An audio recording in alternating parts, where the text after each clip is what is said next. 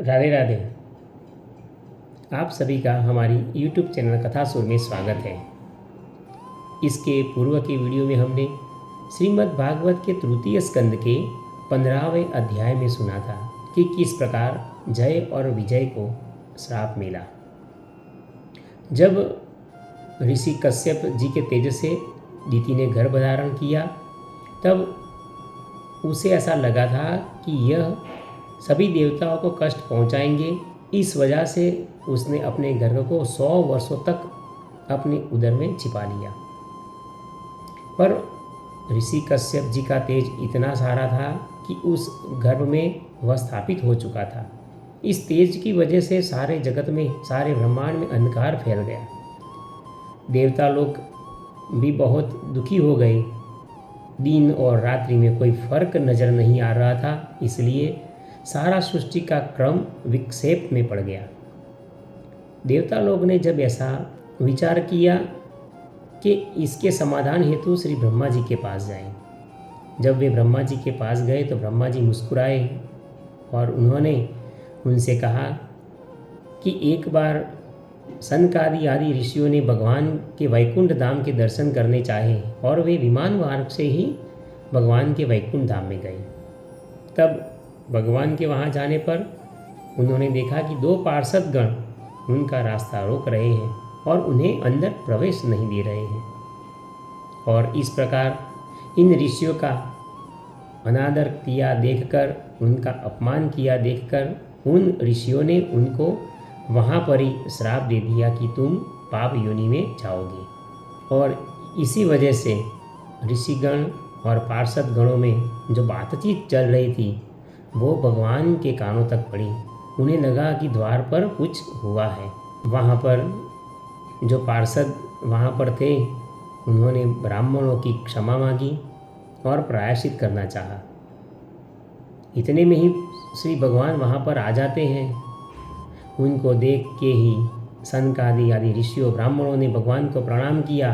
उनके श्री विग्रह को देखकर वह प्रफुल्लित हो गए और प्रसन्नता से उनका हृदय भर गया, क्योंकि उन्होंने प्रत्यक्ष रूप से प्रथम बार ही भगवान को देखा था।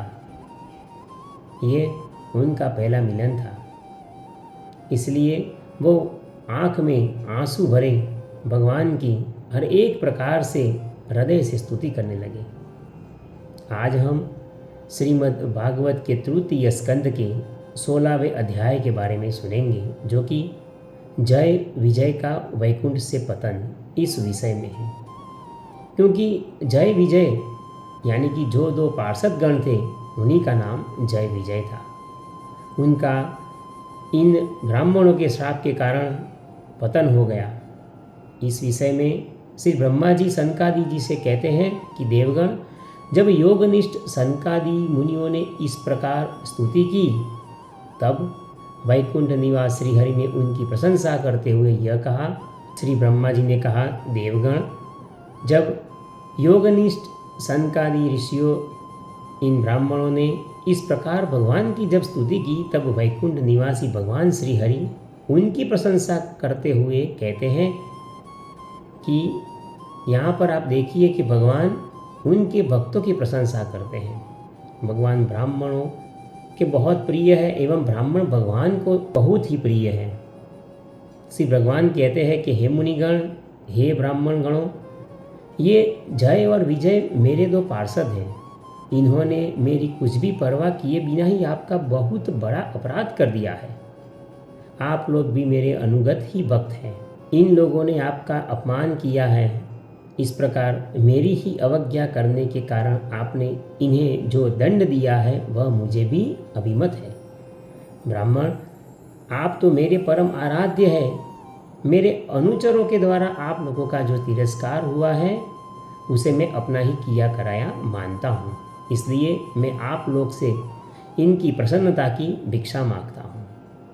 सेवक जब अपराध करते हैं तो उनके अपराध करने पर उनके स्वामी का ही नाम लिया जाता है। वह अपयश उसकी कीर्ति को इस प्रकार दूषित कर देता है जैसे त्वचा को चर्म रोग दूषित कर देता है। मेरी निर्मल यश सुधा में गोता लगाने से चांडाल पर्यंत सारा जगत तुरंत पवित्र हो जाता है। इसलिए मैं विकुंठ कहलाता हूँ, किंतु यह पवित्र कीर्ति मुझे आप लोगों से ही तो प्राप्त हुई है। आप जो यज्ञ यागादि कर्म करते हैं उनसे मुझे शक्ति मिलती है और मैं इस संसार की रचना करता हूँ और इसका पालन करता हूँ। हर एक सृष्टि के निर्माण में आप लोगों का कर्म ही मुझे सुयश और सुकीर्ति प्रदान करता है। इसलिए जो कोई आपके विरुद्ध आचरण करेगा वह मेरी भुजा ही क्यों न हो, मैं उसे तुरंत ही काट डालूंगा। आपसे मैं केवल और केवल प्रेम करता हूँ। आपकी भक्ति ही मुझे अत्यंत प्रसन्न करती है। मुनिगण, मैं आपको क्या बताऊँ, आप लोगों की सेवा करने से ही मेरी चरण रज को ऐसी पवित्रता प्राप्त हुई है कि वह सारे पापों को तत्काल नष्ट कर देती है और मुझे ऐसा सुंदर स्वभाव मिला है कि मेरे उदासीन रहने पर भी लक्ष्मी जी मुझे एक पल के लिए भी छोड़ के नहीं जाती। ब्रह्मा आदि देवता सब नाना प्रकार के नियमों एवं व्रतों का पालन करते हैं। जो अपने संपूर्ण कर्म फल मुझे समर्पित कर देता है एवं सदा संतुष्ट रहता है, वे निष्काम ब्राह्मण ग्रास पर तृप्त होते हुए भी घी से तरह तरह के पकवानों का जब भोजन करता है तब उनके मुख से मैं जैसा तृप्त होता हूँ वैसा यज्ञ में अग्निरूप मुख से यजमान की दी हुई आहुतियों को ग्रहण करके भी नहीं होता। यहाँ पर भगवान ब्राह्मणों की महिमा का गान करते हुए कहते हैं कि ब्राह्मण लोग जो भोजन करते हैं वह भोजन मुझे इतना तृप्त करता है कि उनसे मुख से लिया गया ग्रास, जिसकी वजह से मैं इतना तृप्त हो जाता हूँ कि यदि कोई यजमान यज्ञ में मुझे आहुतियों दे तो इसके द्वारा मैं जो ग्रहण करता हूँ वो भी मुझे इतनी प्रसन्नता नहीं देते जितना कि ब्राह्मण के भोजन कराने से मुझे प्रसन्नता होती है। योग माया का अखंड और असीम ऐश्वर्य मेरे अधीन है तथा मेरी चरणों से निकली हुई मेरे चरणोदक रूपिणी श्री गंगा जी चंद्रमा को धारण करने वाले भगवान शंकर जी के सहित समस्त लोगों को पवित्र कर देती है। परमेश्वर होकर भी मैं जिनकी पवित्र चरण रज को अपने मुकुट पर धारण करता हूँ उन ब्राह्मणों के कर्म को कौन सहन नहीं करेगा। ब्राह्मण, दूध देने वाली गौएं एवं अनाथ प्राणियों, ये सब तो मेरे शरीर हैं। पापों के द्वारा विवेक दृष्टि नष्ट हो जाने के कारण जो लोग इन्हें मुझसे भिन्न समझते हैं उन्हें मेरे द्वारा नियुक्त यमराज के गृध्र जैसे दूत, जो सर्प के समान क्रोधी हैं, अत्यंत क्रोधित होकर अपनी चोंचों से उन्हें नोचते रहते हैं। अब आप तो जानते हैं कि मुझे अपने वश में कौन कर सकता है।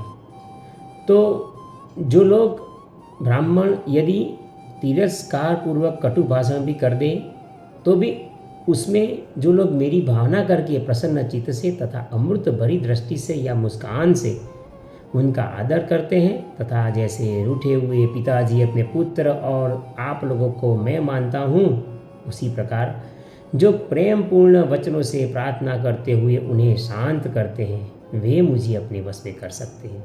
यहाँ पर श्री भगवान जी कहते हैं कि ब्राह्मण यदि कुपित हो जाए, ब्राह्मण यदि क्रोधित हो जाए तो भी उसे अपनी क्षमा यातना से जो शांत करता है वो मुझे पा लेता है। ऐसा भगवान का यहाँ पर कहने का तात्पर्य है, क्योंकि भगवान और ब्राह्मण एक ही हैं। वे ये कहने का यहाँ पर प्रयास करते हैं कि मेरा जो शरीर है वह ब्राह्मण, दूध देने वाली गौएं और अनाथ इन प्राणियों के शरीर के अंशी है। उनका शरीर मैं हूँ और मेरा शरीर ही उनका यह अंग है। इसलिए हे ब्राह्मणों, मैं आप लोगों से केवल इतना ही अनुरोध करता हूँ कि आप केवल इतनी ही कृपा कीजिए कि ये दो मेरे पार्षद हैं, इनका यह निर्वासन काल शीघ्र ही समाप्त हो जाए और ये अपने अपराध के अनुरूप अधम गति को भोगकर शीघ्र ही मेरे पास लौट जाए।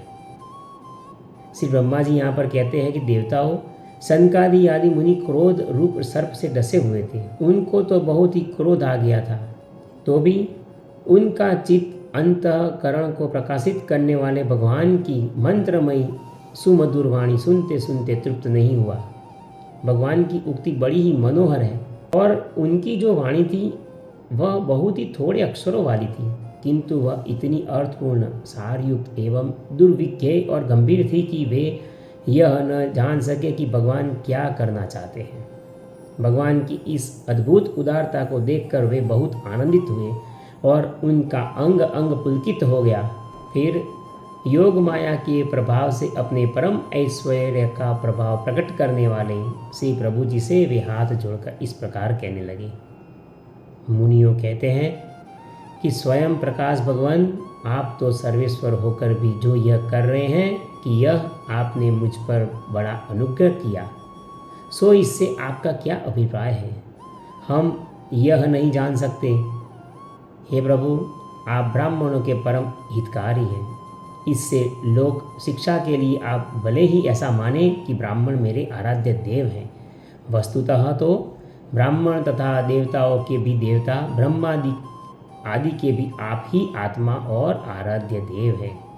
हे प्रभु, आप तो जगत के नियंता हैं, फिर आप हमसे हम आपके आराध्य देव हैं ऐसा क्यों कहते हैं? आप ही तो सब में स्थित है और सब पूरा जगत आप में स्थित है। आपके अवतारों के द्वारा ही समय समय पर हम सब की रक्षा होती रहती है। आप तो निर्विकार स्वरूप और धर्म के परम गुह्य रहस्य हैं और यही तो शास्त्रों का मत है। आपकी कृपा से निवृत्ति परायण योगी जन सहज में ही मृत्यु रूप इस संसार सागर से पार हो जाते हैं। फिर भला दूसरा कोई आप पर क्या कृपा कर सकता है?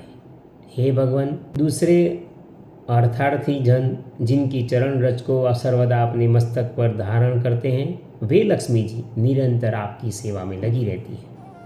सो ऐसा जान पड़ता है कि भाग्यवान भक्तजन आपके चरणों पर जो नूतन तुलसी की मालाएं अर्पण करते हैं, उन पर गुंजार करते हुए भंवरों के समान वे भी आपके पाद पद्मों को ही अपना निवास स्थान बनाना चाहती है, किंतु अपने पवित्र चरित्रों से निरंतर सेवा में तत्पर रहने वाली उन लक्ष्मी जी का भी आप विशेष आदर नहीं करते।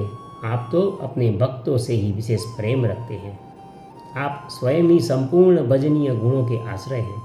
हे प्रभु, क्या जहाँ तहाँ विचरते हुए ब्राह्मणों के चरणों में लगने से पवित्र हुई मार की धूलि और श्री वस्त्र का चिन्ह आपको पवित्र कर सकते हैं?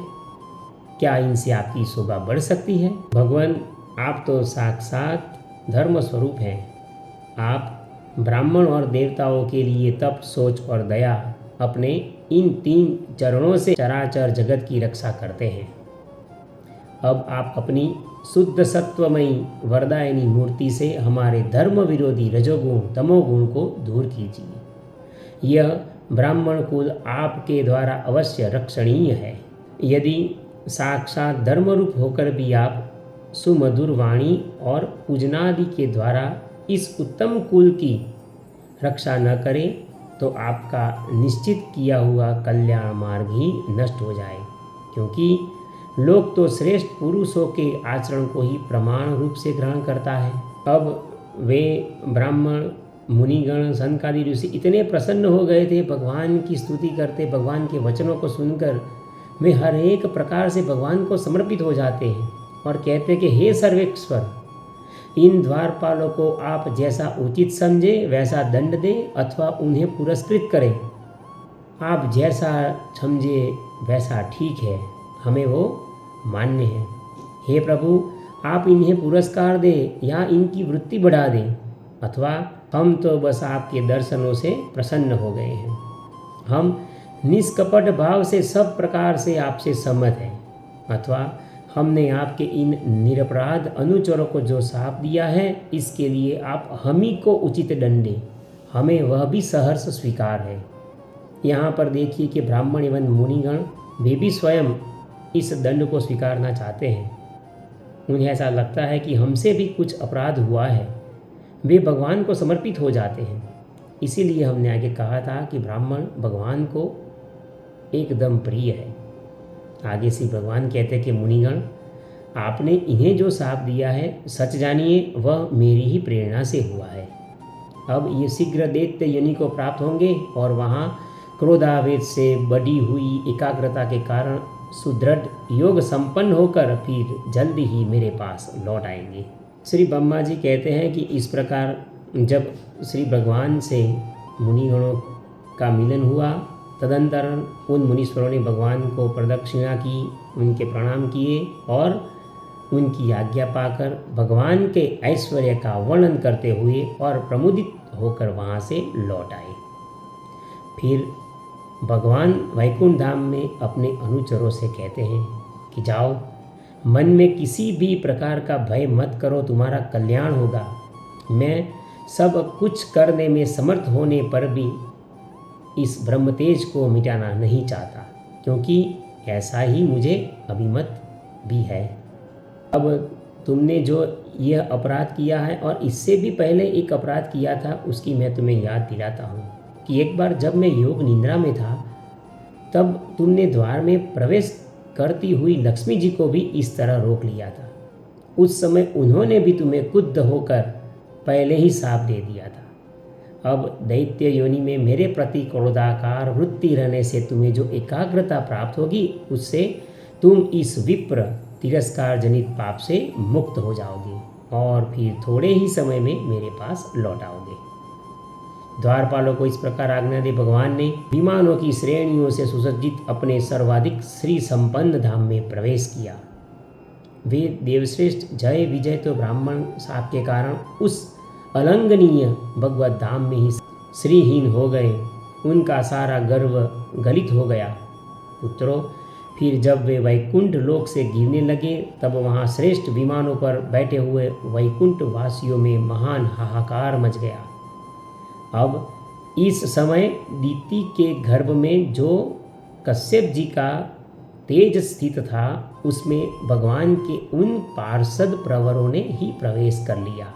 उन दोनों असुरों के तेज से ही तुम सब का तेज फीका पड़ गया है। इस समय भगवान भी ऐसा ही चाहते हैं, जो आदि पुरुष संसार की उत्पत्ति, स्थिति और लय के कारण है, जिनकी योग माया को बड़े बड़े योगी जन भी नहीं जान सकते हैं एवं कठिनता से पार करना चाहते हैं। वे सत्वादि तीनों गुणों के नियंता श्री हरि ही हमारा कल्याण करेंगे। तुम यह निश्चित समझो कि कश्यप जी का ये तेज जो दीति के गर्भ में स्थित है, उस तेज के आगे हर एक क्षण जो तेजोमयी थी वह अंधकार में हो जाएगी, क्योंकि ये विधान श्री भगवान का ही है। अब इस विषय में हमारे विशेष विचार करने से और क्या लाभ हो सकता है। श्री ब्रह्मा जी देवता गणों से इस प्रकार कहते हैं कि अब तुम इसके विषय में चिंतन मत करो, क्योंकि भगवान श्री हरि ने ही इस गाथा को इस प्रकार प्रेरणा देकर आगे बढ़ाया है। यहाँ पर श्रीमद् भागवत के तृतीय स्कंद का 16वां अध्याय विराम लेता है। इसके अगले वीडियो में हम देखेंगे कि श्रीमद् भागवत के तृतीय स्कंद के 17वें अध्याय में इन जय और विजय हिरण्याक्ष और हिरण्यकश्यपु के रूप में जन्म लेते हैं तथा हिरण्याक्ष की दिग्विजय कैसे होती है। आप सभी को ये पता लग ही गया होगा कि ये जो दो पार्षद थे, जय और विजय, वही दो पार्षद हिरण्याक्ष और हिरण्यकश्यपु के रूप में ही जन्म लेते हैं। आप सभी से नम्र अनुरोध है कि कृपया आप हमारे वीडियो को लाइक कीजिए और हमारी YouTube चैनल कथासुर को सब्सक्राइब कर दीजिए, ताकि आप हर एक वीडियो को क्रमशः सुन सके और श्रीमद् भागवत शास्त्र का अखंड गंगा जी की धारा के रूप में इसका पान कर सके। राधे राधे।